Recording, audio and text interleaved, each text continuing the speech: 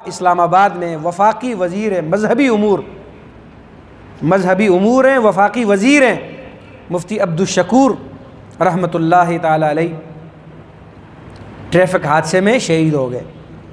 آپ نے دیکھا کسی قسم کا پروٹوکول ساتھ، کوئی پروٹوکول تھا ان کے ساتھ، اور کسی قسم کا نہ کوئی ان کے ساتھ کوئی مسلح افراد تھے، نہ کوئی ڈرائیور تھا، گاڑی بھی خود چلا رہے ہیں، کسی قسم کا محافظ ساتھ نہیں۔ اور ہمارے ادارے کہتے ہیں، بلکہ قومی اسمبلی کے ممبران کہتے ہیں 2 دن پہلے انہیں تھریٹ ملی تھی، 2 دن پہلے انہیں دھمکیاں ملی تھیں، اس کے باوجود کسی قسم کا پروٹوکول لینا، قومی وسائل کا اپنی ذات کے لیے استعمال کرنا پسند نہیں کیا، حالانکہ یہ لوگ اس اہل تھے کہ انہیں ہم حفاظت ان کو ہم مہیا کرتے، ان کو ہم افراد دیتے۔ اور جب پولی کلینک اسپتال لے کے جایا گیا تو وہاں پر جب پتہ چلا، جب پولیس اور عملہ آنا شروع ہوا کہ مذہبی امور ہے، تو جو وارڈن والے، جو حضرات ٹریفک والے لے کر گئے، وہ کہتے ہیں ہمیں تو پولی کلینک میں آ کے پتہ چلے کہ یہ وفاقی وزیر مذہبی امور ہے صاحب، ہمیں وہاں خیال تک نہ گزرا کہ یہ کوئی MNA ہے یا کوئی مذہبی امور ہے، وزیر ہے، وفاقی وزیر ہے۔ تو یہ ساری چیزیں کیا آج اب میڈیا پہ نہیں آ رہی ساری چیزیں؟ اور پھر جب ان کے گھر گئے، اور اب جنازے میں جتنے ہزاروں لوگ گئے وہ سارے ویڈیو بنا رہے ہیں جا کے، وہ اپنی زندگی میں بھی کہہ رہے تھے کہ میرے گھر میں اللہ کی قسم کوئی ایک اینٹ پکی نہیں ہے، کچی دیوار ہے میرے گھر، اور کسی نے یقین ہی نہیں کیا نا اس چیز کا۔ جو یقین کرنے والے تھے، جو علماء سے محبت کرنے والے تھے، انہیں تو پتہ تھا سچ بول رہے ہیں۔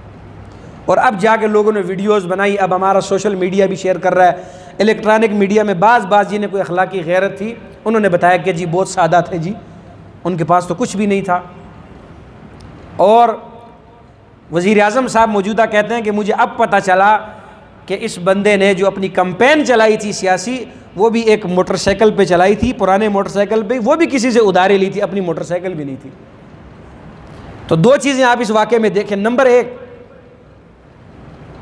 کہ آپ کی اسی اسمبلی میں، قانون ساز اسمبلیوں میں ایسی کون سی جماعت ہے جنہوں نے ایسے افراد پہنچائے کہ جن کی ذاتی ملکیت میں ایک پرانا موٹر سائیکل بھی 20,000 کا نہ ہو؟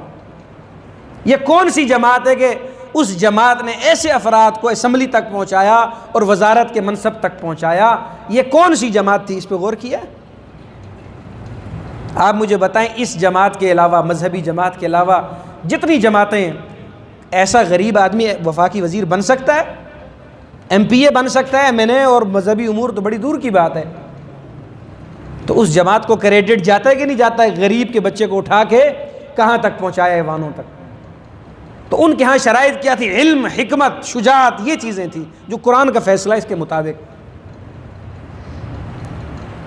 تو یہ چیزیں ہماری عوام کو سمجھ آتی نہیں، اس لیے ہم آپ سے بار بار یہ جو جملہ کہتے ہیں، بھائی علماء کا انتخاب کریں، جو علماء کام کر رہے ہیں ان کے دستے بازو بنیں، تاکہ کل آپ کو گلا نہ ہو۔ بات سمجھ آ رہی کہ نہیں آ رہی؟ اور یہ ایک وزیر صاحب نہیں ہے، آپ بٹگرام کے MNA ہیں، وہ بھی جمعیت علماء اسلام سے تعلق ہے، ان کی بھی زندگی آپ دیکھیں ایسی ہے۔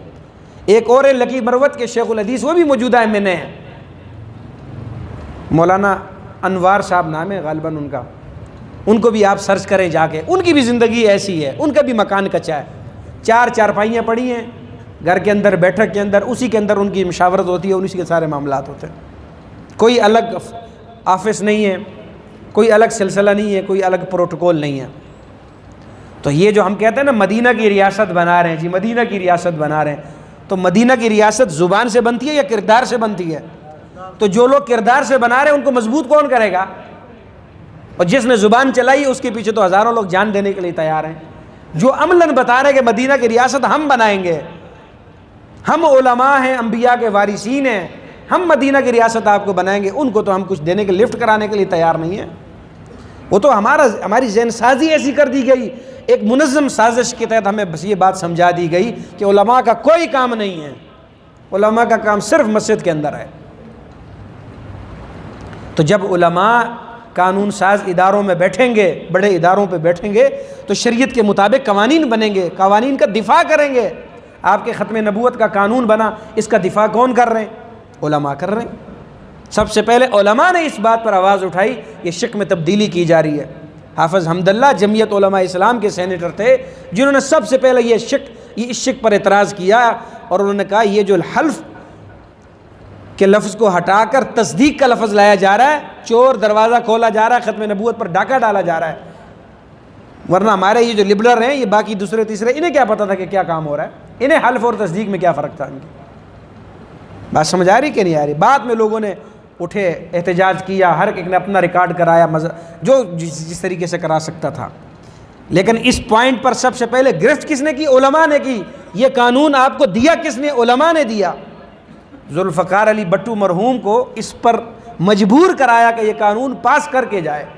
اس کے لیے جو ساری منظم پالیسیاں اپنائی گئی، مناظرہ کیا گیا، سمجھایا گیا، ساری تیاریاں کی گئی، مفتی محمود رحمۃ اللہ علیہ، مولانا غلام غوث ہزاروی رحمۃ اللہ علیہ اور دیگر جو مسالک کے علماء تھے، یہ سارے علماء تھے جنہوں نے یہ آپ کو قانون بنوا کے دیا۔ بات سمجھ آ رہی کہ نہیں آ رہی؟ تو آپ کو سمجھنا چاہیے کہ آپ کے اخلاقیات کے، آپ کے دین کے محافظ، آپ کے مال کے محافظ یہ علماء ہیں، یہ دوسرے تیسرے لوگ نہیں ہو سکتے۔